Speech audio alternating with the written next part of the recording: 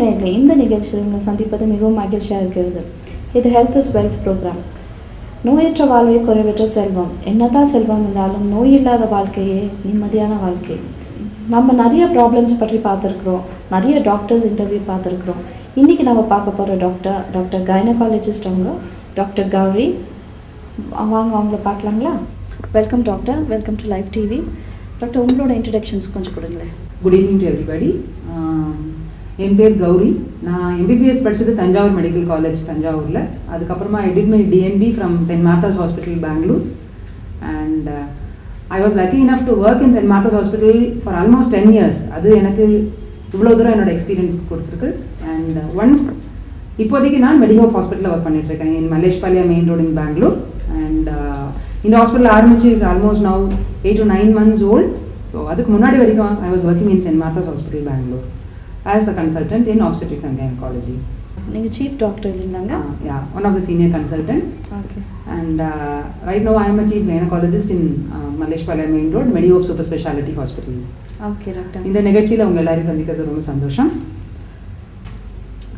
Doctor, BP வந்துட்டு pregnancy முன்னால் இருந்துச்சு, அதை பற்றி சொன்னீங்க. இப்போ டயபெட்டிக் வந்துட்டு முதலே அவங்களுக்கு டயபெட்டிக் இருந்து கன்சீவ் ஆகி ப்ரெக்னென்சி கண்டினியூ ஆச்சுன்னா இவங்களுக்கு என்ன மாதிரி அட்வைஸ்?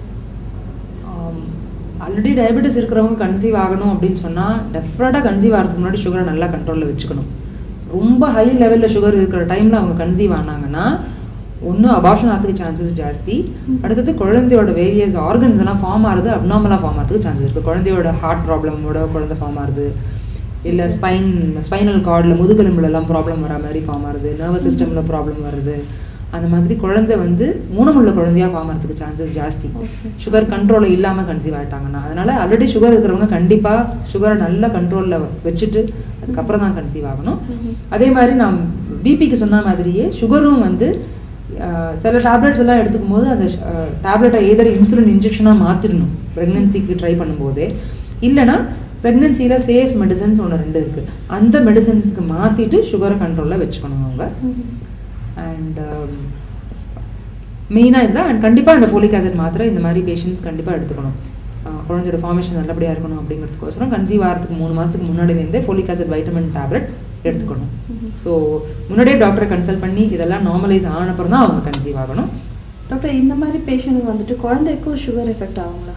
இருக்குங்களா சுகர்? பின்னாடி காலத்தில் உடனே பிறக்கும் போதே இருக்காது, பட் குழந்தை பெருசானப்புறமா அந்த குழந்தைக்கு சுகர் வர்றதுக்கு வாய்ப்புகள் இருக்குது. தாய்க்கு சுகர் இருந்தாலும் சரி, ஃபாதருக்கு சுகர் இருந்தாலும் சரி, அந்த வயிற்றில் வளர்கிற குழந்தைக்கு பின்னாடி காலத்தில் சுகர் வர்றதுக்கு சான்சஸ் இருக்குது. ஸோ அது நம்ம கேர்ஃபுல்லாக இருக்கணும். இது யாருக்கெல்லாம் அதிகமாக வரும் டாக்டர் டயபெட்டிக்கு? சுகர் ப்ரெக்னென்சியில் சுகர் வருது அப்படின்னு சொன்னால்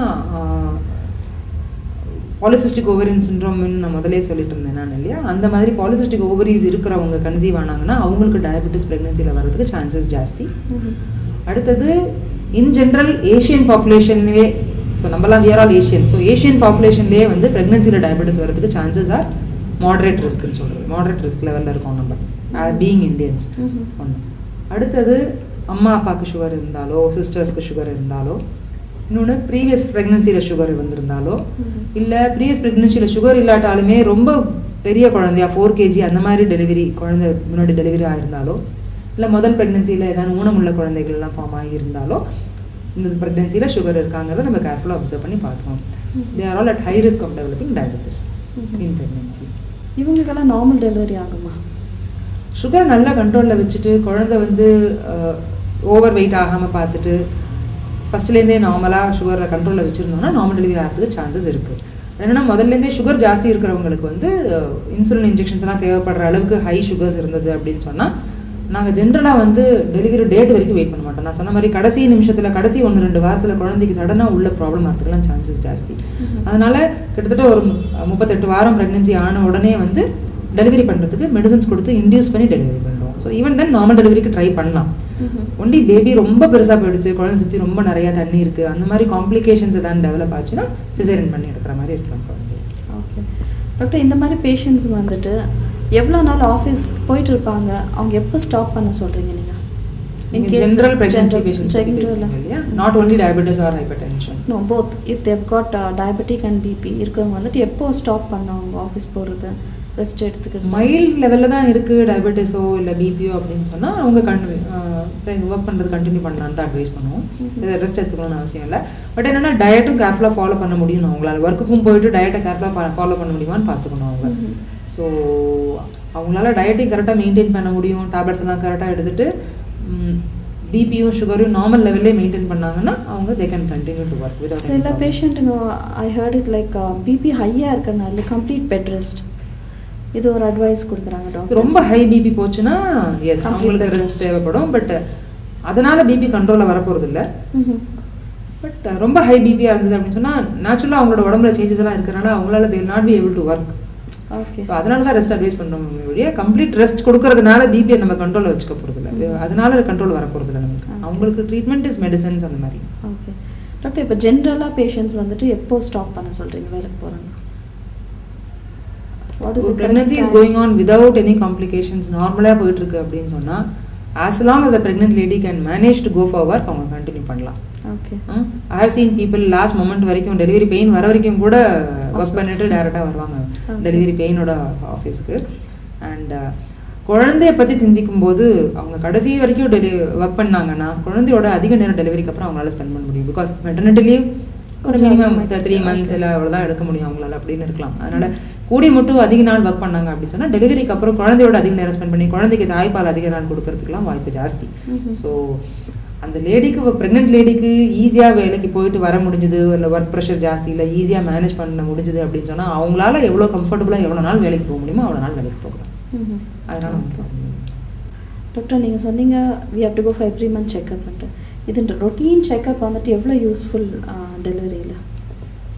இதில் ஏதாவது ரிஸ்க் வந்திருக்க ஸ்டேஜஸ் ஏதாவது உங்கள்கிட்ட இருக்குங்களா? ஓகே, சி ரொட்டீனாக செக்அப்க்கு வர்றதுனால we can even try to prevent I would say the death of the mother or baby during the time of delivery. Okay. அது ஏன் இப்படி சொல்கிறேன் அப்படின்னு சொன்னால், C for example simple reason anaemia இருக்கலாம். ஒரு ப்ரெக்னென்ட் லேடிக்கு வந்து ஹீமோகுளோபின் ரொம்ப குறைவாக இருக்குது, அவங்களுக்கு ரத்த சோகை இருக்குது அப்படின்னு சொன்னால் அதை ஆரம்ப ஸ்டேஜ்லேயே கண்டுபிடிச்சி நம்ம கரெக்டாக ட்ரீட்மெண்ட் கொடுத்து ரத்த லெவலை நல்லபடியாக இம்ப்ரூவ் பண்ணிடுவோம் டெலிவரிக்கு முன்னாடி அப்படின்னா டெலிவரி டைமில் ஏதான அதிக அளவுகளை ப்ளீடிங் ஆனால் கூட அவங்களோட லைஃப்பை நம்மளால் சேவ் பண்ண முடியும். இப்போது ஆல்ரெடி 4.5 பாயிண்ட் தான் பிளட் இருக்குன்னா யாருக்கு டெலிவரி டைமில் எவ்வளோ ப்ளீடிங் ஆகும்னு சொல்லவே முடியாது. சடனாக யாருக்கோ ரொம்ப அதிகமாக ப்ளீடிங் ஆகுது அப்படின்னா ஆல்ரெடி அவங்களோட ரத்த லெவல் உடம்புல குறைச்சா இருக்குதுன்னா அந்த மாதிரி பேஷண்ட்ஸ்க்கு நம்ம என்னதான் முயற்சி பண்ணி சம்டைம்ஸ் பிளட்டெல்லாம் அரேஞ்ச் பண்ணி டிரான்ஸ்ஃபியூஸ்லாம் பண்ணி எல்லாம் பண்ணால் கூட sometimes we lose out on the patient. So very simple, இது ஒன்றுமே இல்லை. சும்மா ஒரு சின்ன ரத்த சோகையை முதல்லேருந்தே நம்ம கண்டுபிடிச்சி அதை கரெக்ட் பண்ணோம்னா அந்த தாயோட உயிரியை நம்மளால காப்பாற்ற முடியும் டெலிவரி டைமில். ஸோ அந்த அளவுக்கு வந்து ரெகுலர் செக்அப் டாக்டர்கிட்ட போகிறது ரொம்ப முக்கியம். ப்ரெக்னன்சி இது குழந்தைக்கு எஃபெக்ட் ஆகுங்களா இந்த மாதிரி டைமில்? அனிமியானால டேரெக்டாக குழந்தைக்கு எஃபெக்ட் ஆகிற சான்சஸ் கம்மி தான். பட் ரொம்ப சிவியர் அனிமியா ரொம்ப நாள் அப்படியே இருந்துட்டு இருந்ததுன்னா குழந்தையோட வெயிட்டும் ஜாஸ்தி இம்ப்ரூவ் ஆகாமல் ப்ராப்ளம்ஸ் ஆகிறதுக்கு சான்சஸ் இருக்குது. ஸோ தாய் ப்ளஸ் குழந்தையும் இப்போ ஃபார் எக்ஸாம்பிள் பிபியே கண்டுபிடிக்கிறோம், சுகரே கண்டுபிடிக்கிறோம்னா அதை கரெக்டாக ட்ரீட்மெண்ட் கொடுக்கறதுனால நம்ம குழந்தையோட லைஃப்பையும் நம்ம சேவ் பண்ண முடியும். இன்னொன்று விதவுட் எனி ரீசன் குழந்தையோட வளர்ச்சி சரியாக இல்லாமல் போகலாம். வயிற்றுக்குள்ளே குழந்தை வந்து சரியாக வெயிட் கெயின் பண்ணாமல் குழந்தையோட வளர்ச்சி கம்மியாக இருக்கிறத முதலே கண்டுபிடிச்சோன்னா கரெக்டாக கொஞ்சம் சீக்கிரமாகவே டெலிவரி பண்ணுற மாதிரி நிலைமை வந்தாலும் குழந்தைக்கு ப்ராப்ளம் ஆகாமல் இருக்கணுங்கிறதுக்கோசரம் ஸ்பெஷலாக ஸ்டிராய்டு இன்ஜெக்ஷன் எல்லாம் கொடுத்து ஒரு லெவலுக்கு மேலே குழந்தை வளரலைங்கிறத நம்ம கண்டுபிடிச்சிட்டோம்னா உள்ளே விட்டு வச்சுக்கிறதுனால பிரயோஜனம் ஒன்றும் இல்லை அப்படின்னு சொல்லிட்டு நம்ம we can choose the time of delivery. குழந்தைய டெலிவரி பண்ணிட்டு we can save the baby. குழந்தை வளர்ச்சியே சரியா இல்லைங்கிறதையே நம்ம செக்கப்புக்கு வராமல் இருக்கும்போது நம்ம கண்டுபிடிக்கல அப்படின்னு சொன்னதுன்னா அது அப்படியே ரொம்ப மோசமான லெவலுக்கு போயிட்டு குழந்தை வயிற்றுக்குள்ளே இறந்து போகிறதுக்குலாம் சான்சஸ் இருக்குது. இன்னும் அரௌண்ட் டைம் ஆஃப் டெலிவரி பேபியோட டெத்தையும் ப்ரிவென்ட் பண்ணுறதுக்கு நம்மளுக்கு வாய்ப்பு இருக்குது. டாக்டர் நான் இவ்வளோ சொல்கிறேன், பட் சில சமயம் என்னதான் ஒருத்தவங்கள்ட்ட செக்கப்புக்கு வந்து எல்லாம் நம்ம கேர்ஃபுல்லாக இருந்தாலுமே there is a small possibility we are losing out patients at the time of delivery. For example, amniotic fluid embolism னு ஒரு கண்டிஷன் இருக்குது. அது வந்து என்னென்னா டெலிவரி டைமில் சடனாக வந்து அந்த குழந்தை சுற்றி இருக்கிற அந்த நீர் இருக்குது பாருங்கள், அந்த நீர் வந்து மதரோட சர்க்குலேஷனுக்குள்ளே போகிறதுக்கு சான்சஸ் இருக்குது ரேராக. அந்த மாதிரி மெட்டர்னல் சர்க்குலேஷனுக்குள்ளே அந்த மாதிரி போயிடுச்சு அப்படின்னு சொன்னால் அதனால் மதர் மூச்சோட சிரமப்பட்டுட்டு மதருக்கு ஃபிட்ஸ் வந்துட்டு இல்லை ப்ளீடிங் ப்ராப்ளம்ஸ் ஆகிட்டு நம்ம என்னதான் முயற்சி பண்ணாலும் சில சமயம் அந்த மாதிரி தாயை காப்பாற்ற முடியாமல் போகிற நிலைமையும் இருக்குது. அதனால every delivery is good risk. Doctor இன்னொரு நிறைய இடத்துல கேள்விப்பட்டிருக்கேன், அம்மா உயிர் பொழிக்கலாம் இல்லை குழந்தை உங்களுக்கு யார் வேணும்ன்ற ஒரு கொஸ்டின் மார்க்கோடு வருது. இது எதனால் இந்த ப்ராப்ளம்? இது what is that main thing? அம்மா உயிர் காப்பாற்ற முடியும், இல்லை குழந்தை விடும். உங்களுக்கு எந்த உயிர் வேணும்ன்ட்டு they just write it in one sheet and give it. So what is that? அது என்ன அது மெயினாக? Is that any for example இப்போ ஒரு எக்ஸாம்பிளுக்கு சொல்ல வரேன். இப்போ நான் வந்து ஒரு பேஷண்ட் வராங்க, அவங்களுக்கு ஹை பிபி இருக்குது, ஃபிட்ஸ் வந்துருச்சு. ஸோ அந்த அவங்களுக்கு இப்போ வந்து ஒரு 30 வாரமோ இல்லை 29 வாரம் 30 வாரம் தான் ப்ரெக்னென்சியில் ஆகுதுன்னு வச்சுக்கோங்களேன். அப்போ வந்து தாயை காப்பாற்றுறது தான் எங்களுக்கு முக்கியம். ஏன்னா 28 வாரமோ இல்லை 30 வாரத்தில் நம்ம வந்து இல்லை 28 வாரத்துலையோ 29 வாரத்துலையோ 30 வாரத்துலையோ குழந்தைய டெலிவரி பண்ணாலுமே குழந்தைக்கு நம்ம ஒன்றும் கேரண்டி கொடுக்க போகிறதில்ல. குழந்தை வெளியில் வந்தப்பறம் குழந்தை எப்படி இருக்கும்னு நம்ம கேரண்டி கொடுக்க முடியாது. ஏன்னா 4 மாதம் 7.5 மாதம் தான் ஆயிருக்கு குழந்தைக்கு. ஸோ அந்த டைமில் நம்ம தாயை சேவ் பண்ணுறதுக்கு தான் நம்ம முயற்சி பண்ணுவோம். ஸோ அந்த டைமில் நாங்கள் வந்து இன்டியூஸ் பண்ணி டெலிவரி பண்ணுறதுக்குலாம் மெடிசன்ஸ் கொடுப்போம். சில சமயம் அந்த தாய் வந்து நம்ம கொடுக்குற மெடிசனுக்கு ரெஸ்பாண்ட் ஆகலைன்னா சம்டைம்ஸ் ஈவன் ஃபிட்ஸே கண்ட்ரோல் ஆகணும்னா வச்சுக்கோங்களேன், சிசேரியன் பண்ணி குழந்தைய எடுத்து தான் ஆகணும். ஸோ இப்போ நாங்கள் தாய் உயிரை காப்பாற்றுறதுக்கோசரம் நாங்கள் வந்து சிசேரியன் பண்ணி தான் ஆகணும், குழந்தைய பற்றி நாங்கள் இம்பார்ட்டன்ஸ் கொடுக்க மாட்டோம் அப்படின்னு சொல்லிட்டு நாங்கள் கையெழுத்து வாங்கிட்டோம். ஸோ இதுதான் பெரிய உயிர் முக்கியம். அடுத்த ஒரு கன்சீவ் ஆனாங்கன்னா அப்போ பார்த்துக்கலாம், இப்போதைக்கு டெலிவரி பண்ணால் தான் எங்களுக்கு ஃபிட்ஸ் கண்ட்ரோல் ஆக போகுது, அதனால நாங்கள் வந்து டெலிவரி பண்ணிடுவோம்னு சொல்லிட்டு கையெழுத்து வாங்கிப்போம். ஸோ தாயோட உயிர் தான் இப்போ முக்கியம் அப்படின்னு சொல்லிட்டு. ஸோ இதெல்லாம் கொஞ்சம் ரேர் கண்டிஷன்ஸ் ஆகிறதுக்கு சான்சஸ் இருக்குது. ஓகே டாக்டர், இப்போ நார்மல் டெலிவரினா என்னன்னு சொல்லுங்களேன், கொஞ்சம் அதை பற்றி கொஞ்சம் எக்ஸ்பிளனேஷன் கொடுங்க.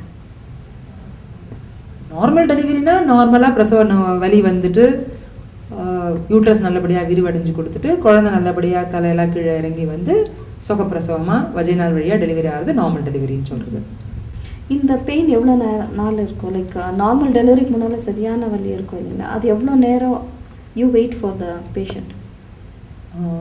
ரஃபாக for a first delivery approximately ஒரு 8 to 10 hours of labour pains இருக்கலாம் ரஃபாக. ஏன்னா it's not constant.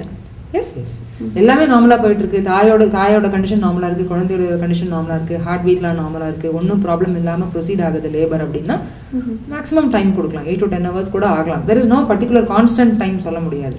It is mainly after a lady enters into active லேபர்னு சொல்கிறது. அதுக்கு முன்னாடி லேட்டன்ட் லேபர்னு சொல்கிறது. ரொம்ப அதிகம் பெயின் வராமல் கொஞ்சம் பெயின் வந்துட்டு இன்னும் ஃபுல்லாக ஆக்டிவ் லேபருக்குள்ளே போகாமையே இருக்கிறது, அதுவே கிட்டத்தட்ட 10 hours 12 hours பெயின் வரலாம்.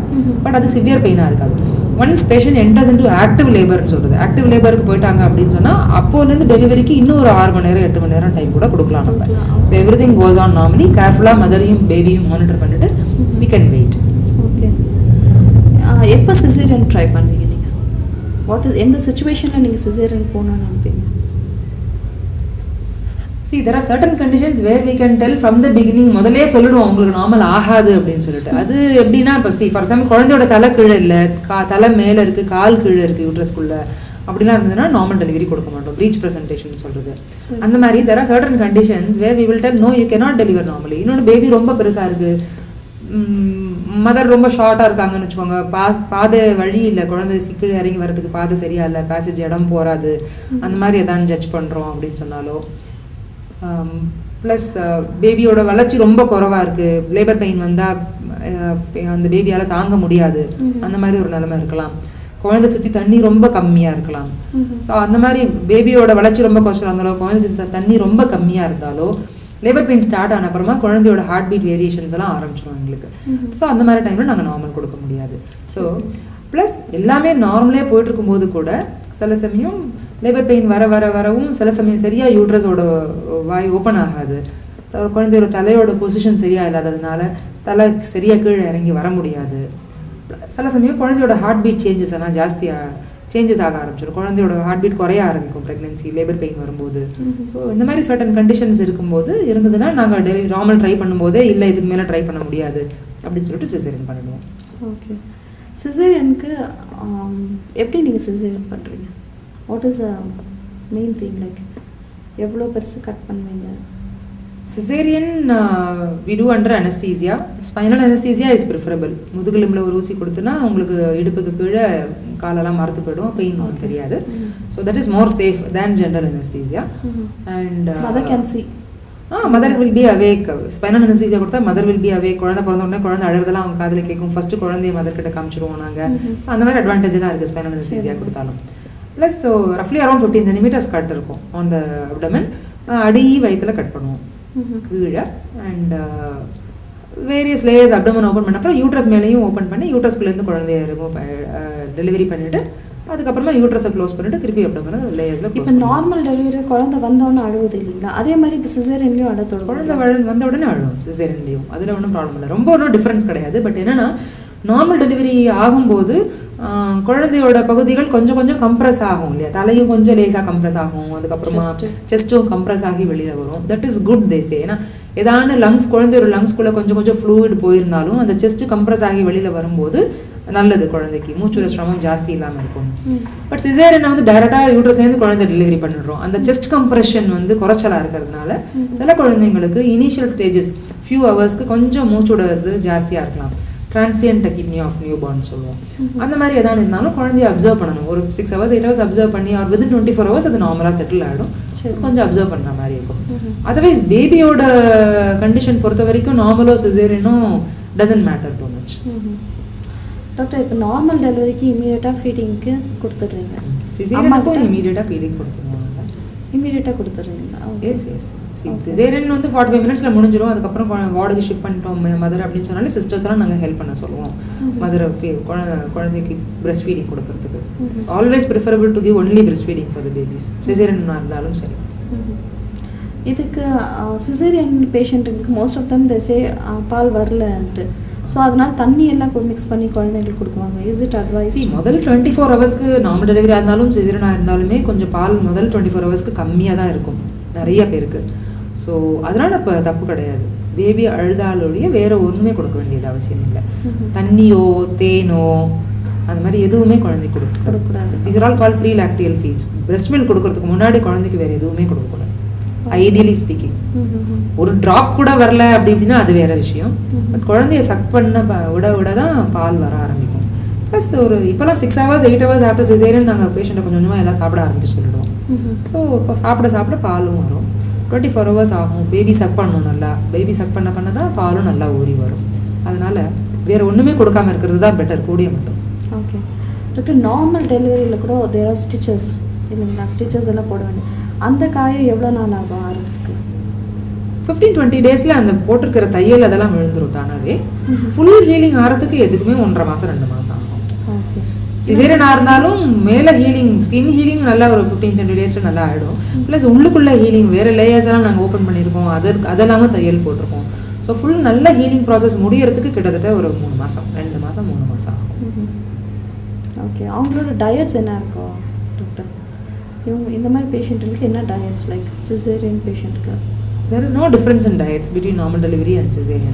ரெண்டு பேருக்கும் ஒரே மாதிரி நார்மல் டயட் தான். இனிஷியலாக சிசேரியன் முடிஞ்ச உடனே ஒரு 6 hours ஆன உடனே வெறும் லிக்விட்ஸ் ஆரம்பிப்போம். ஃபஸ்ட்டு கொஞ்சம் 2-3 hours அப்சர்வ் பண்ணிவிட்டு அதுக்கப்புறம் சாஃப்ட் டயட் ஒரு நாளைக்கு சாஃப்ட் டயட், வெறும் இட்லி அது மாதிரி கஞ்சி, ஈஸியாக டைஜஸ்ட் ஆகிற மாதிரி ஃபுட் சாஃப்ட் டயட் கொடுப்போம். After 24 hours it is normal diet, same for both.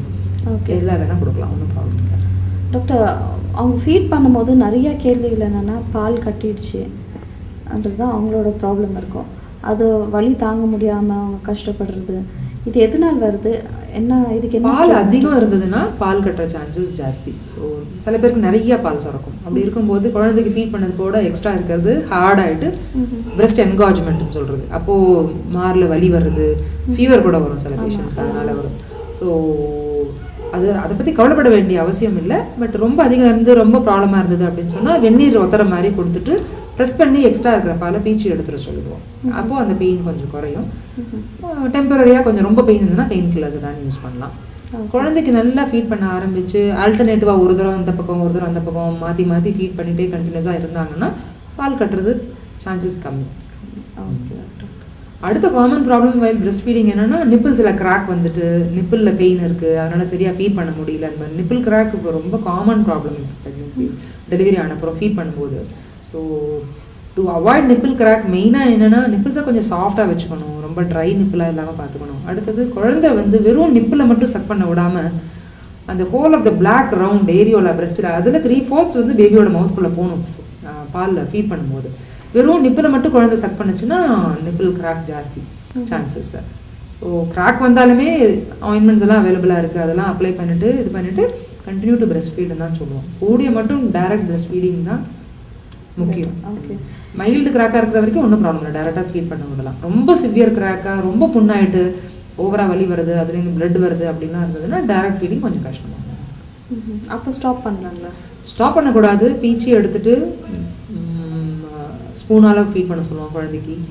Artificial nibble வச்சு ஃபீட் பண்ணுறது அவாய்ட் பண்ணுறது பெட்டர் எப்போதுமே. நிப்பிள் ஷீல்டெல்லாம் இருக்குது. நிப்பிள் ஷீல்டை வந்து பிரெஸ்ட் மேலே வச்சுட்டு அந்த நிப்பிளை வந்து குழந்தைய சக் பண்ண விடலாம். But babies get confused. இந்த நிப்பிள் அந்த நிப்பிள் எல்லாம் கன்ஃபியூஸ் ஆகிட்டு அதுக்கப்புறமா டேரெக்டாக பிரெஸ்ட்லேருந்து குடிக்கிறதே சில சமயம் குழந்தைகள் நிறுத்திடும்.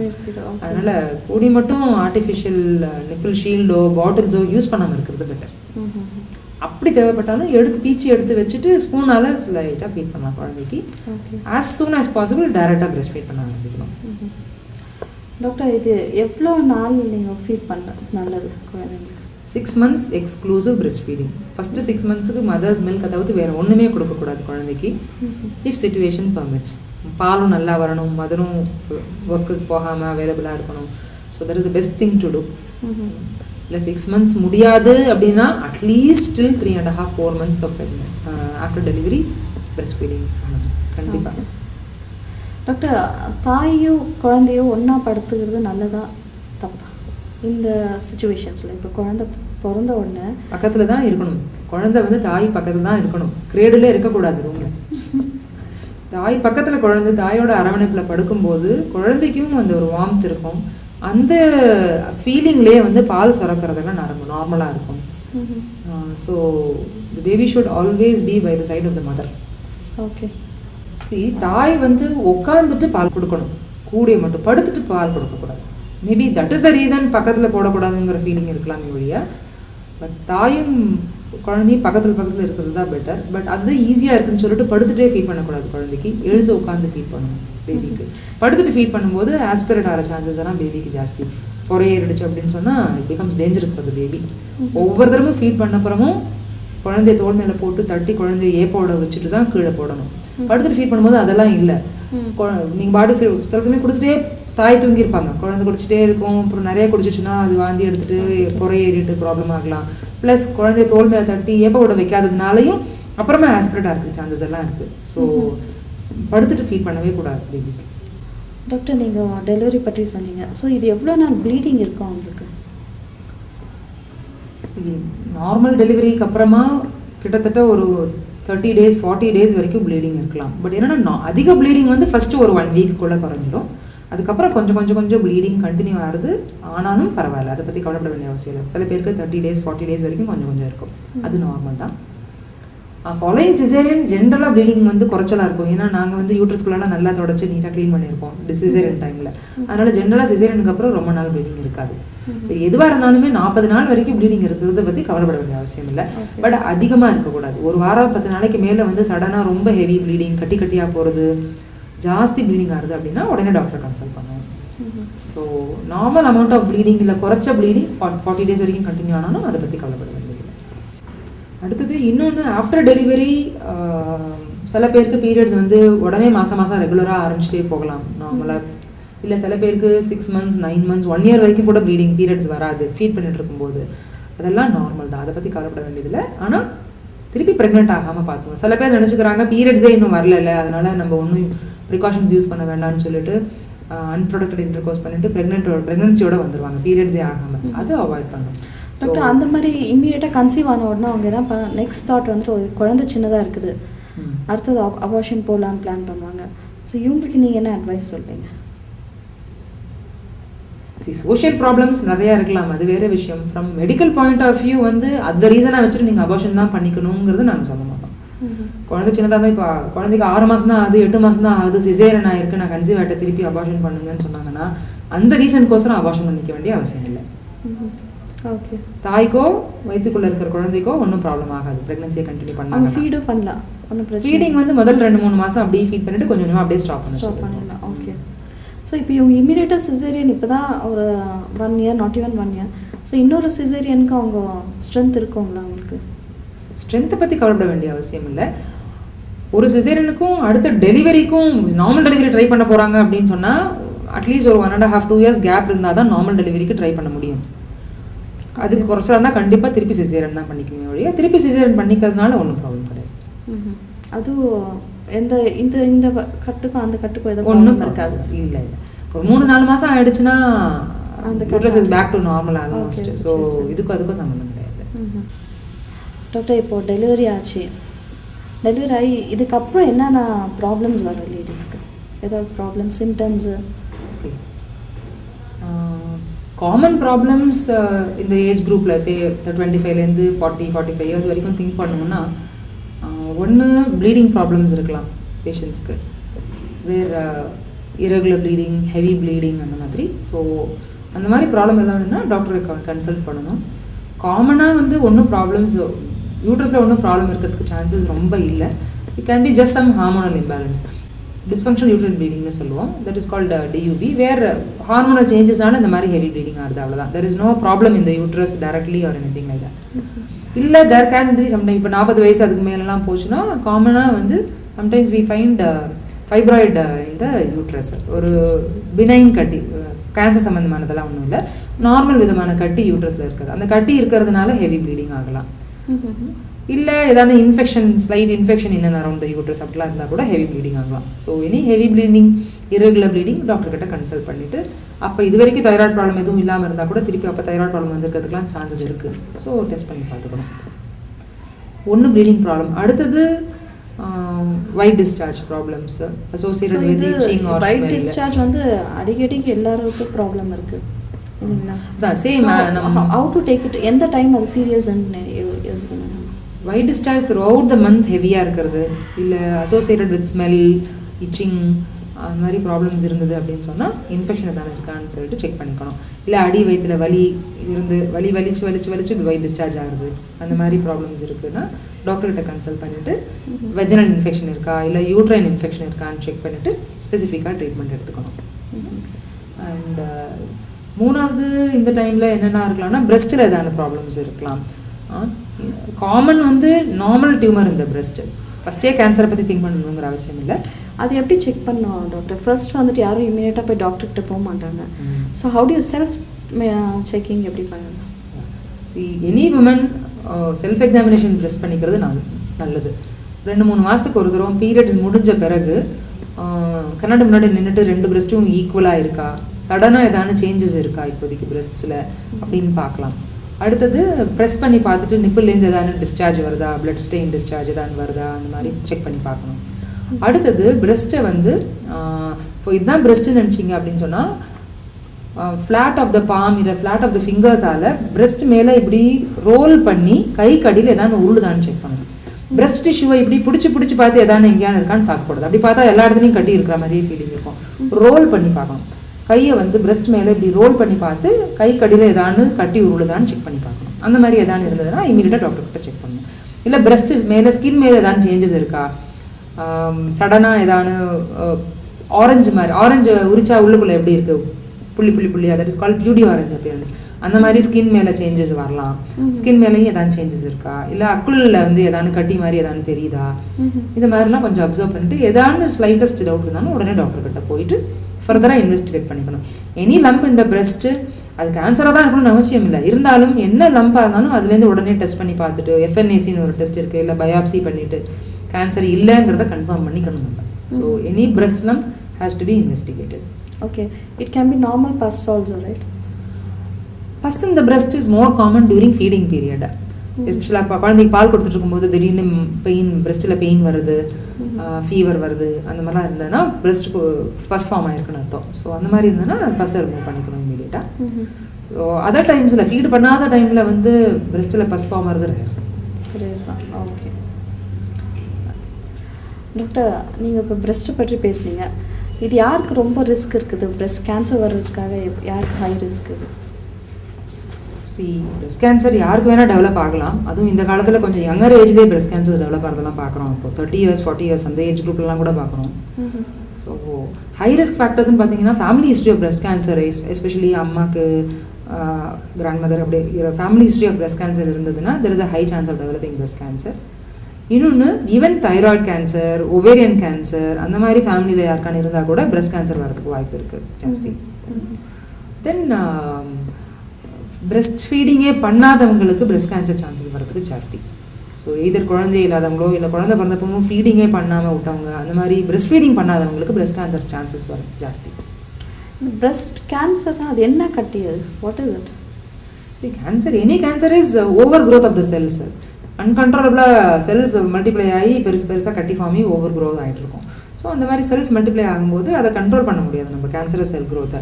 ஸோ அதனால பாடியில் சேஞ்சஸ் ஆகிட்டு it causes problems.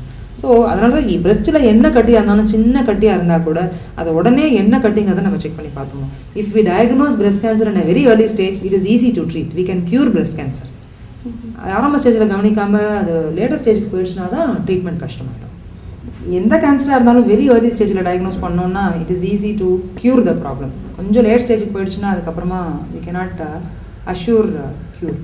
So for example இப்போ மேமோகிராஃபின்னு ஒரு டெஸ்ட் இருக்குது. அது நம்ம வந்து அப்பப்போ யார் high risk to develop breast cancer இருக்காங்களோ அவங்க மேமோகிராஃபி அடிக்கடி பண்ணிண்டா வெரி ஏர்லி ஸ்டேஜ் கைக்கெல்லாம் நம்ம செல்ஃப் எக்ஸாமினேஷன் பண்ணும்போது கைக்கு கூட தெரியாத ஸ்டேஜ்லேயே கூட பிரெஸ்ட்டில் ஏதாவது சேஞ்சஸ் இருந்ததுன்னா immediately we can try to diagnose exactly cancer இருக்கா என்னன்னு கன்ஃபார்ம் பண்ணிட்டு we can give correct treatment and cure the problem. நீங்கள் எவ்வளோ ஃப்ரீக்வெண்ட்டாக போய் செக்அப் போகணும் டாக்டர் இந்த மாதிரி இருக்கிறவங்க, ஹை ரிஸ்கில் இருக்கிறவங்க? ஆனுவல் மேமோகிராஃபி வருஷத்தில் ஒரு தடவை மேமோகிராஃபி பண்ணிக்கணும். நார்மலாக இருக்கான்னு செக் பண்ணிக்கிட்டே இருக்கணும். What about the normal patient? Normal people especially in our setup வந்து வருஷத்துக்கு ஒரு தடவை மேமோகிராஃபி பண்ணுங்கன்னா it's very difficult for them to undergo. But at least once in lifetime around 40-42 years ஒரு மேமோகிராம் பண்ணிக்கிறது better. See, in Western countries, according to the Western standards, the annual mammography is a must. But Angala, the insurance they pay. Patient will not pay from their pocket. So easy for them to go for all the tests. But number country la and the number setup la konja kashtam. But high risk patients definitely annual mammogram has to be done. Okay, doctor. Doctor, breast cancer பற்றியாச்சு. இப்போ menopause-னா என்னன்னு சொல்லுங்க. If somebody doesn't get periods for full 1 year, then only we tell yes, menopause has happened. So ஒரு வருஷத்துக்கு periods வராமல் இருந்ததுன்னா அவங்க they have attained menopause. So அது வரைக்கும் வெயிட் பண்ணணும். 3 months 4 months வந்தாலுமே மேபி யூஆர் அட்டெய்னிங் மெனோபாஸ்னு சொல்லுவாங்க. இது என்ன ஏஜ் இது? ரஃப்லி around say 50, 48, 52. 48 to 52 is the average age of menopause now. So யாரான 50-52 இயர்ஸ்க்கு மேலேயும் ப்ளீடிங் ஆகிட்டே இருக்குது அப்படின்னாலும் we have to see why it is happening அப்படின்னு சொல்லிட்டு. ஸோ அண்ட் நார்மலாக 1 year ஆகலை அப்படின்னு சொன்னால் we tell yes, she has attained menopause. And early stage of menopause some people can have symptoms like hot flushes ன்னு சொல்கிறது, வேர்த்து விடுற மாதிரி, முகம்லாம் கொஞ்சம் ரொம்ப ஹாட் ஆகிற மாதிரி, சடனாக ரொம்ப வேர்த்து விடும், ஜில்லுன்னு ஆகிடும், அந்த மாதிரி இந்த மாதிரி ஒரு நாளைக்கு 4-5 தடவை 5-6 தடவை 10 தடவை வரவங்க அந்த மாதிரிலாம் இருக்காங்க. தட் இஸ் கால்ட் ஹாட் ஃப்ளஷஸ்ன்னு. These are all called post menopausal symptoms. சில பேருக்கு சிம்டம்ஸ் ஒன்றுமே இருக்காது, ஜஸ்ட் அட்டைன் மெனோபாஸ். இன்னொன்று இந்த மெனோபாஸ் பற்றி நான் என்ன சொல்ல விரும்புகிறேன் அப்படின்னு சொன்னால், பீப்புள் திங்க் மெனோபாஸ் ஆகிறதுக்கு முன்னாடி ஹெவி ப்ளீடிங் ஆனால் நார்மல், அது வந்து மெனோபாஸ் ஆகிறதுக்கோசரம் தான் அப்படி ஆகுதுன்னு நினச்சிக்கிறாங்க. அப்படி இல்லை. Generally after 40 years of age யாருக்கு ரொம்ப ஹெவி ப்ளீடிங் இருந்தாலும் irregular ப்ளீடிங் இருந்தாலும் they have to go for a consultation with a gynecologist. There are only 3 normal ways of attaining menopause. ஒன்று நார்மலாக மந்த்லி ஆகிட்டே இருக்கும்போதே சடனாக அப்படியே ஸ்டாப் ஆகிடும். அடுத்தது மாதம் ஆகும் பட் கம்மி ப்ளீடிங் ஆகி ஸ்டாப் ஆகிடும். மூணாவது 2 மாதத்துக்கு ஒரு தரம் 3 மாதத்துக்கு ஒரு தரம் அப்படி தள்ளி ஆகிட்டு நார்மல் ப்ளீடிங் ஆகிட்டு ஸ்டாப் ஆகிடும். ஸோ ஹெவி ப்ளீடிங்கோ irregular ப்ளீடிங்கோ it's not normal to attain menopause. So அந்த மாதிரி ஏதாவது சிம்டம்ஸ் இருந்தால் கண்டிப்பாக டாக்டர் கன்சல்ட் பண்ணுங்க. டாக்டர், எந்த ஸ்டேஜில் யூட்ரஸை ரிமூவ் பண்ணுவீங்க? What is that? See, uterus ரிமூவலுக்கு there are so many reasons. இந்த மாதிரி ரொம்ப ஹெவி ப்ளீடிங் ஆகுதுன்னு வச்சுக்கோங்களேன், அவங்களுக்கு வந்து என்ன ட்ரீட்மெண்ட் கொடுத்தாலும் ப்ளீடிங் குறைய மாட்டேங்குது. ஸோ ஹார்மோனல் சேஞ்சஸ்னாலையும் இருக்கலாம். என்னென்ன மெத்தட்ஸ் எல்லாம் கையில் இருக்கோ, ட்ரீட்மெண்ட் இருக்கோ, எதாவது ட்ரை பண்ணப்பறமா அவங்களுக்கு ப்ளீடிங் ப்ராப்ளம் சால்வ் ஆகலைன்னா ரிமூவ் பண்ணுவோம். இல்லைனா ரொம்ப பெரிய கட்டி இருக்குது யூட்ரஸில், ஃபைப்ராய்டுன்னு சொன்னேன் இல்லையா, அந்த மாதிரி தான் ரொம்ப பெரிய சைஸாக இருக்குது, அதனால் ப்ராப்ளம் இருக்குது, ப்ளீடிங் இருக்குது அப்படின்னு சொன்னால் அப்போ ரிமூவ் பண்ணுவோம். ஆர் சில பேருக்கு யூட்ரஸ் கீழே இறங்கி வந்திருக்கும், வயசானதுக்கப்புறமா வெளியில் இருந்திருக்கும், அதனால் யூரின் ப்ராப்ளம், மோஷன் ப்ராப்ளம்லாம் ஆகலாம். அந்த மாதிரி இருந்தால் ரிமூவ் பண்ண வேண்டி வரும். So there are so many reasons. சில சமயம் ஓவரிஸில் கட்டி வந்திருக்கும். ஸோ ஓவரிஸில் கட்டி வந்தப்புறமா 45 years 48 இயர்ஸ்க்கு அப்புறம் ஓவரிஸில் கட்டி இருந்ததுன்னா வெறும் ஓவரி கட்டி எடுக்க மாட்டோம். அப்போ எடுக்கும்போது we will also remove the uterus and the ovaries together. இதனால் யூட்ரஸ் ரிமூவ் பண்ணனால அவங்களுக்கு அதுக்கப்புறம் பிரச்சனைகள் வருமா? Are they can lead a normal life? Uterus remove பண்ணதுனால பர்டிகுலராக ப்ராப்ளம் ஒன்றும் வராது. They can have a normal life after that. Doctor, cervical cancer பற்றி நிறைய பேர் பேசுகிறாங்க, அப்படின்னா என்ன அது? சர்விக்ஸுங்கிறது வந்து mouth of the uterus. So அதை பற்றி இப்போ நிறைய பேர் பேசுகிறாங்கன்னா one of the reason is அதுக்கு வந்து இப்போ வேக்சினேஷன் வந்திருக்கு. So there are very few cancers where we can try to prevent cancer by giving injections, vaccination. So in short வந்து யாருக்கு cervical கேன்சர் அதிகம் வரலாம் அப்படின்னு சொன்னால் வெரி யங் ஏஜில் sexually if somebody is active from the adolescent age group, அந்த மாதிரி multiple sexual partners, smoking and நிறைய குழந்தைங்க, அந்த காலத்தில் 7 குழந்தைங்க 8 குழந்தைங்க அந்த மாதிரி நிறைய குழந்தைங்க இருக்குது. These are all high risk factors for cervical cancer. So doctor இன்னொன்று வந்துட்டு இந்த cervical கேன்சருக்கு ஒரு இன்ஜெக்ஷன் இருக்குன்னு சொன்னீங்க, அது எப்போ போடுவாங்க? So cervical cancer vaccination வந்து best it is to be given in the adolescent age group around 12 years அந்த டைம்லயே, before a girl gets married and starts having sexual intercourse அந்த டைம்லயே early age லயே கொடுத்தா தான் maximum benefit. So 3 injections கொடுக்கணும். So முதல் injection ஒரு நாளைக்கு கொடுக்கணும்னா 2 மாதத்துக்கு அப்புறம் செகண்ட் இன்ஜெக்ஷன், 6 மாதத்துக்கு அப்புறம் 3வது injection. It's in the age of 12 year. Yes, 12. Ideally it should be given at that age. It has not become very popular in our country, but ideally it should be given in that age. But என்னன்னா at any age later till 40 years of age also you can take. Because அது எதுக்கு எப்படி இது vaccination help ஆகுது அப்படின்னு சொன்னால், the common cause of cervical cancer is ஒரு viral infection. சர்விக்ஸில் வந்து ஒரு வைரஸ் இன்ஃபெக்ஷன் ஆகிடுச்சு அப்படின்னு சொன்னால் அது cervical செல்ஸில் சேஞ்சஸ் எல்லாம் காஸ் பண்ணி பின்னாடி 10 வருஷத்துக்கு அப்புறமா கேன்சர் வருதான்னு கூட நம்ம முன்னாடியே செக் பண்ணலாம். cervical கேன்சரோட அட்வான்டேஜ் அது. ஸோ ஒன்று வேக்சினேஷன் கொடுத்து ப்ரிவெண்ட் பண்ணலாம், இன்னொன்று பாப்ஸ்மியர்னு ஒரு டெஸ்ட் இருக்குது, வேர் நம்ம யூட்ரஸோட மவுத்லேருந்து சர்விக்ஸ்லேருந்து we take a smear test ஒன்று. அதில் வந்து ஏதாவது செல்ஸில் சேஞ்சஸ் இருந்தது அப்படின்னா இந்த கண்டிஷனை வந்து நம்ம ட்ரீட் பண்ணாமல் விட்டோம்னா 10 வருஷத்துக்கு அப்புறம் இவங்களுக்கு கேன்சர் வரதுக்கு சான்சஸ் இருக்குங்கிற அளவுக்கு கண்டுபிடிக்க முடியும். So there is a screening test for cervical cancer. So அதனால தான் ஈவன் அது ரொம்ப ஏர்லியராக நம்ம கண்டுபிடிச்சா கூட it is also one of the cancer where it can be cured. Early ஸ்டேஜில் cervical கேன்சர் கண்டுபிடிச்சோன்னா ஆப்ரேஷன் பண்ணிவிட்டு பின்னாடி ஒரு ரேடியோ தெரப்பி கொடுத்துட்டு க்யூர் பண்ணுறதுக்கு chances are more. So people should be aware of such a vaccination existing and start giving for girls in the adolescent age group. Okay doctor, இப்போ இருக்க ஜென்ரேஷனில் வந்துட்டு நிறைய பேர் வந்துட்டு கன்சீவ் ஆகலைன்னு சொல்லிட்டு ரொம்ப கவலைப்படுறாங்க. 5 years ஆச்சு, 7 years ஆச்சு, இன்னும் கன்சீவ் ஆகலன்ட்டு. இது எதுனால? What is a treatment you give for this? This is called இன்ஃபர்டிலிட்டின்னு சொல்கிறது. ஜென்ரலாக வந்து சில பேர் கொஞ்சம் முன்னாடியே வந்துடுவாங்க, கல்யாணம் ஆகிட்டு 6 மாதம் 8 மாதத்துலேயே ஆகலன்ட்டு வரவங்களும் இருக்காங்க. அவங்களுக்கு ஜென்ரலி வீசே இல்லை 1 year ஃபுல்லாக ட்ரை பண்ணணும், ட்ரை பண்ணிவிட்டு ஆகலை அப்படின்னு சொன்னால் தான் you should come back. Then we advise எந்த டைமில் நீங்கள் ட்ரை பண்ணால் கன்சீவ் ஆகிறதுக்கு சான்சஸ் இருக்குது அதெல்லாம் அட்வைஸ் பண்ணி we send them back. So once 1 year 2 years ஆனப்புறமும் ஆகலன்னு வராங்க அப்படின்னு சொன்னால் நம்ம போத் ஹஸ்பண்ட் அண்ட் ஒய்ஃப் 2 பேருக்குமே ப்ராப்ளம் இல்லையான்னு நம்ம செக் பண்ணி பார்க்கணும். So husband mainly semen analysis பண்ணிவிட்டு நார்மலாக இருக்கா, ஸ்பெர்ம் கவுண்ட் எப்படி இருக்குது, மொட்டிலிட்டி எப்படி இருக்குது, அதில் ஏதாவது ப்ராப்ளம் இருக்கான்னு பார்க்கணும். அதில் ஏதாவது இருந்ததுன்னா அவரை வந்து ஒரு யூராலஜிஸ்ட் டாக்டர்கிட்ட செக்அப் காமிச்சிட்டு வேறு ஏதாவது ப்ராப்ளம்ஸ் இருக்கான்னு செக் பண்ணிட்டு அதை ட்ரீட் பண்ணுறதுக்கு ஏதாவது மெடிசன்ஸ் ஆரம்பிக்கணுமான்னு சொல்லிட்டு we will start treatment for him. ஒய்ஃப்க்கு வந்து கன்சீவ் ஆகிறதுக்கு ஒன்று ஸ்பெர்ம் நார்மலாக இருக்கணும், அடுத்தது எக் நார்மலாக இருக்கணும் 2. அண்ட் ஸோ அடுத்தது த வேர் ஸ்பெர்ம் அண்ட் எக் யுனைட்ஸ் அந்த பாசேஜ் எல்லாம் ஒன்றும் பிளாக் இல்லாமல் இருக்கணும். 3 இருக்குது மெயினாக. ஸோ அடுத்தது ஃபார் த லேடி எக்கெல்லாம் ரிலீஸ் ஆகுதா இல்லையான்னு நம்ம செக் பண்ணி பார்க்கணும்.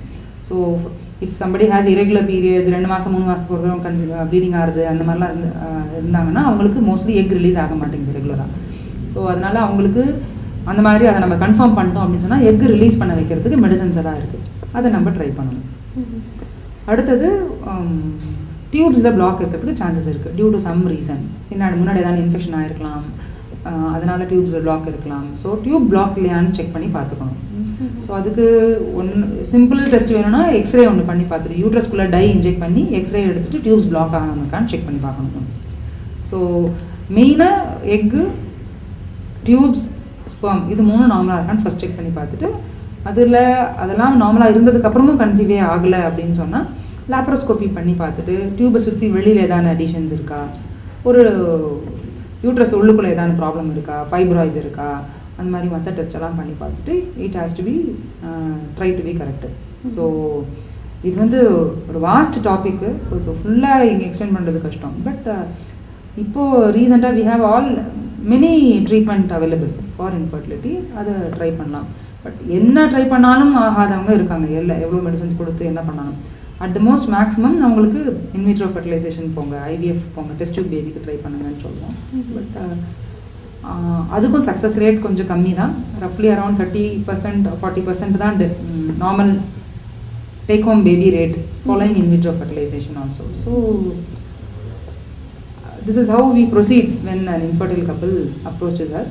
So step by step போகணும், எந்த இடத்துல ப்ராப்ளம் இருக்குன்னு கண்டுபிடிச்சா அதை வந்து கரெக்ட் பண்ணுறதுக்கு ட்ரை பண்ணுவோம். இதுக்கு மெயினாக ஏஜ் ப்ராப்ளம் இருக்குங்களா? Age also is a problem. Actually பார்க்க போனால் maximum fertility in a female is around 23 years of age. 23 தாண்டி 24, 25 போனாலே they say the fertility comes down. So for a girl அந்த மாதிரி age is also a factor. But maybe associated factors எதுவும் இல்லையா, hormonal imbalance இல்லையா, அதெல்லாம் நம்ம check பண்ணி பார்க்கணும். இது டாக்டர் இவ்வளோ நேரம் வந்து ரொம்ப அழகாக உங்களோட கருத்துக்கள் ஒரு லேடியோட லைஃப்பில் என்னென்ன ஒரு பொண்ணோட லைஃப்பில் நடக்குதோ எல்லாத்தையும் சொல்லி காமிச்சிங்க. நீங்கள் லைஃப் டிவி வியூவர்ஸ்க்கு நீங்கள் என்ன அட்வைஸ் கொடுக்க போகிறீங்களா? ஐ திங்க் ஃபஸ்ட்லேருந்து லாஸ்ட் வரைக்கும் கேட்டிருந்தீங்கன்னா என்னோட டாக்லேயே அது எல்லாமே வந்திருக்கும். இந்த நட்ஷல் நான் சொல்லணும் அப்படின்னு சொன்னால், starting from adolescent age group, girls should eat healthy diet, avoid junk food, play well, do physical exercises, maintain your weight. This is most important for any adolescent girl. Any deviation from normal, எங்களோட டாக்டரை consult பண்ணிட்டு you have to follow the advice of the doctor. And coming to the reproductive age group, கல்யாணம் ஆனப்புறமா அதுக்கு வந்தீங்கன்னா my sincere advice will be follow some proper method of contraception if you don't want to become pregnant. Emergency contraceptive pills avoid பண்ணணும். And as much as possible avoid going for abortions.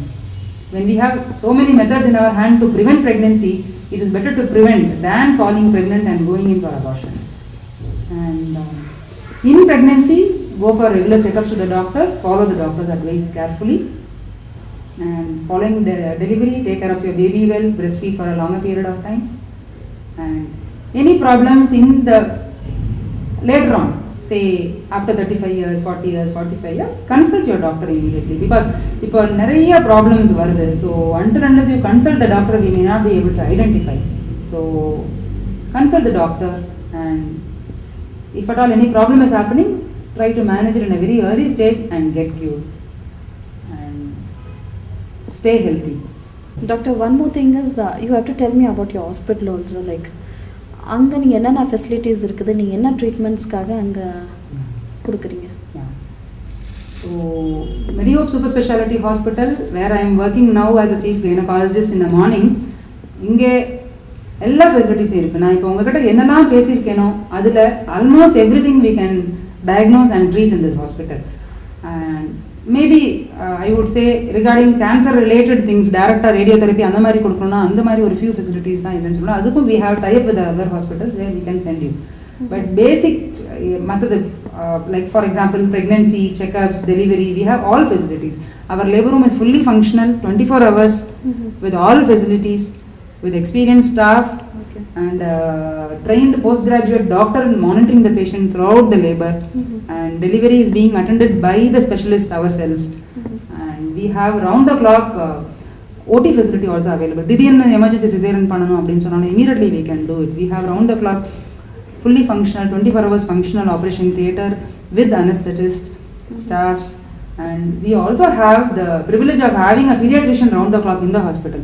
Delivery time la odane baby receive panni baby paakradhukku pediatricians are available round the clock. And so we can manage all type of normal and complicated cases in our hospital. Another advantage enna, we also have an intensive care unit. If at all any mother immediately after delivery have any problems, unexpected complications, we can shift the mother to intensive care unit immediately and manage. And we also have an excellent neonatal intensive care unit. Baby ku edana problem aachu or preterm delivery agudhu, baby ku ventilator facility venum appadina immediately we can transfer. So all the facilities are available. And last but not the least is we also have a tie up with blood bank facilities, because any delivery we need blood in hand ready. We have tie up with blood bank facilities, and we are managing excellently all the patients without any problems. Okay doctor, thanks a lot for coming. ரொம்ப நிறைய அழகாக வந்துட்டு உங்களோட advice எல்லாம் கொடுத்தீங்க live டிவிக்காக. Thank you very much. Thank you very much. Thanks. நீங்களே இப்போ டாக்டர் வந்து அழகாக அவங்களோட கருத்துக்களை சொன்னாங்க. அது மட்டும் இல்லை, நீங்கள் இவ்வளோ நாளாக இருக்கிற உங்களோட டவுட்ஃபுல் கொஸ்டின்ஸ் எல்லாமே நீங்கள் வந்துட்டு இப்போ நான் கேட்டிருப்பேன்னு நினைக்கிறேன். இதை விட ஜாஸ்தி ஏதாவது டவுட் கொஸ்டின்ஸ் இருந்தாலும் நீங்கள் வந்துட்டு அவங்களுக்கு கால் பண்ணி டைரெக்டாக கேட்கலாம், அவங்களோட அட்வைஸை எடுத்துக்கலாம். நேரில் உங்களுக்கு நான் சொல்கிற அட்வைஸு, என்ன தான் ப்ராப்ளம் இருந்தாலும், என்ன தான் டிசீஸ், என்ன தான் உங்களுக்கு நோய் இருந்தாலும் நீங்கள் வந்துட்டு முட்டி போட்டு ஜெபிங்க. கண்டிப்பாக நம்ம கடவுள் வந்துட்டு உங்களுக்கு சுகமாக்குவார். அந்த நம்பிக்கையோடு நம்ம ப்ரேயர் பண்ணலாம். இன்னும் நிறைய ப்ரோக்ராம்ஸ் வந்துட்டு உங்களுக்காக தொடர்ந்து வரோம். நெக்ஸ்ட் வீக் நீங்கள் ஒரு இன்ட்ரெஸ்டிங் இன்னொரு டாக்டர் நம்ம பார்க்கலாம். இப்போ உங்களிடம் விடைபெறுவது உங்கள் அன்பு Sheeba. Meet you next week.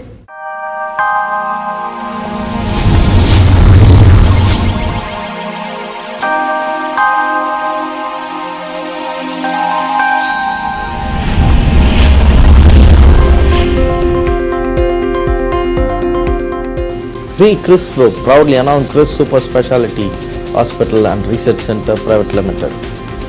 We mark this occasion to give the best medical support in Bangalore. We invite you all to get the best health care in safe, compassionate environment.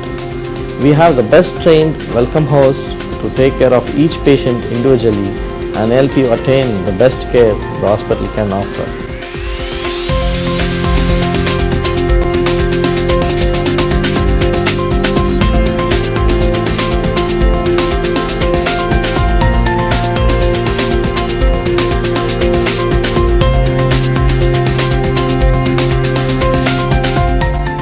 We give advanced health programs with specialized clinics. A sophisticated 120 beds specially imported from Hellrom Company. For well-equipped operation theatres, casualty and specialized departments like biomedical, cardiology, cath lab, cosmetology, dental, echo, ultrasonography, ENT, neurology, dialysis, multi-slice CT scan, MRI, radiology, pathology, ICU, NICU, PICU, physiotherapy, major and minor OT. We have a small fleet of well-equipped ambulance service to retrieve emergency cases from the proximity area of the hospital. Mobile ambulance service conceptualized and introduced by Mr. Robert Christopher to ensure first aid to the victims during the needed hour. His motive to introduce this service to public is to give them quick medical access even during heavy traffic blocks. The bike ambulance will be ridden by trained paramedic staff with preliminary medical kit. We also have an air ambulance service with prestigious Phenom 100 flight to take care of the international patients from different parts of the world. We again thank Jesus to give us this opportunity to help people in the need of the hour. We wish you all have a pleasant experience. Thank you.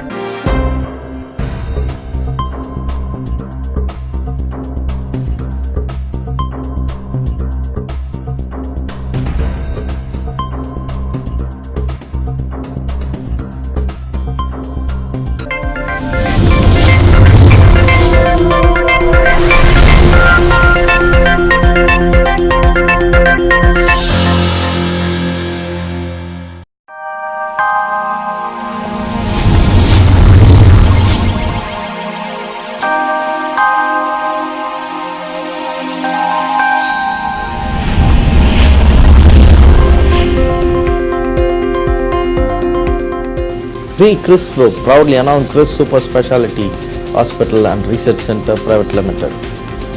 We mark this occasion to give the best medical support in Bangalore. We invite you all to get the best health care in safe, compassionate environment. We have the best trained welcome hosts to take care of each patient individually and help you attain the best care the hospital can offer.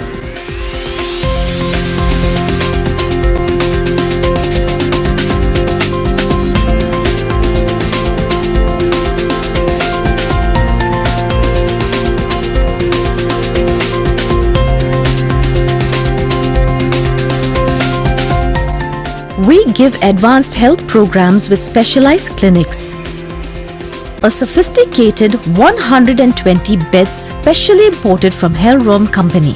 For well-equipped operation theatres, casualty and specialized departments like biomedical, cardiology, cath lab, cosmetology, dental, echo, ultrasonography, ENT, neurology, dialysis, multi-slice CT scan, MRI, radiology, pathology, ICU, NICU, PICU, physiotherapy, major and minor OT. We have a small fleet of well-equipped ambulance service to retrieve emergency cases from the proximity area of the hospital. Mobile ambulance service, conceptualized and introduced by Mr. Robert Christopher to ensure first aid to the victims during the needed hour. His motive to introduce this service to public is to give them quick medical access even during heavy traffic blocks. The bike ambulance will be ridden by trained paramedic staff with preliminary medical kit. We also have an air ambulance service with prestigious Phenom 100 flight to take care of the international patients from different parts of the world. We again thank Jesus to give us this opportunity to help people in the need of the hour. We wish you all have a pleasant experience. Thank you.